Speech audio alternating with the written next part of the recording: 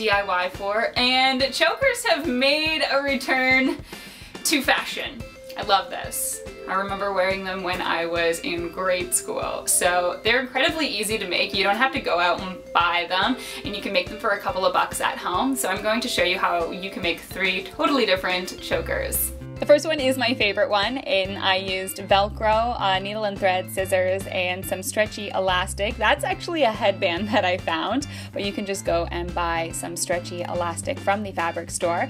Make sure it fits around your neck, and then I am trimming down a piece of Velcro for each side. And this was sticky backed Velcro, which you would have thought was a good idea, but it didn't hold very well. As you can see, that's how you do it up in the back, but I did add a couple of stitches with some black thread and just threw those together because I didn't think it was going to hold very well, and that just secures it into place. I used a lighter to get rid of some of those frayed edges and create a nice fine seal along the edge there. And you can be all done there if you want to make it simple, but I embellished mine with a little bit of chain left over from a previous DIY just to add, I don't know, something to make it a little bit different for this choker. Really liked how it turned out. So I have the little piece of dangly chain with a nice little charm hanging from the center, and again just stitching that into place. Feel free to do whatever design you want. So that is your first choker.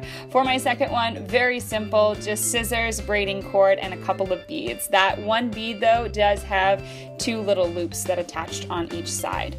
So for this one, I'm cutting 2 pieces of braiding cord that will each fit around my neck on their own because I'm doubling it up. So I put that through each little hoop on the sides of each of that bead, and then I went back and I made a hoop at the end of one side. So just looped that around, wrapped those 2 extra ends around tight, and tied a knot, trim off any of the excess. So now we have the hook, and then on the other side it's going to be the anchor. So I knotted it, and then I'm threading on the bead, knotting that into place, and again cutting off any of the excess.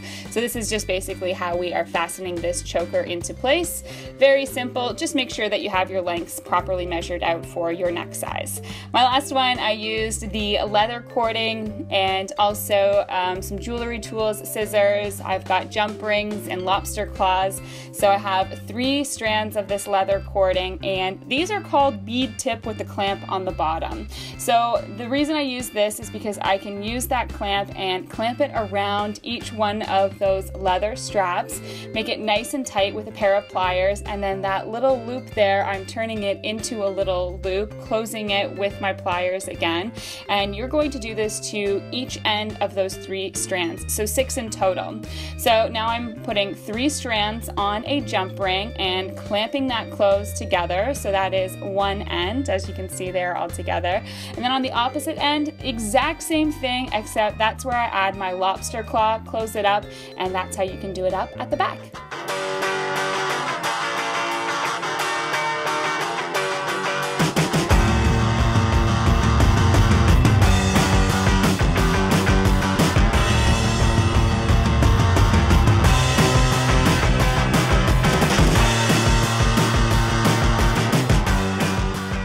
So those are just a couple of variations that I came up with, but the options are endless, and I'd love to see what kind of style you come up with and how you style your choker as well. So send me some photos if you try this DIY out.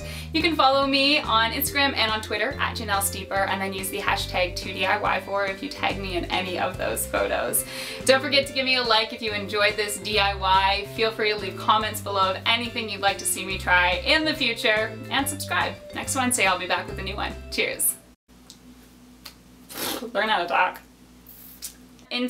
What? Don't need to worry about dirty things, 'cause beauty's waiting underneath. Raise your head 'cause the sun is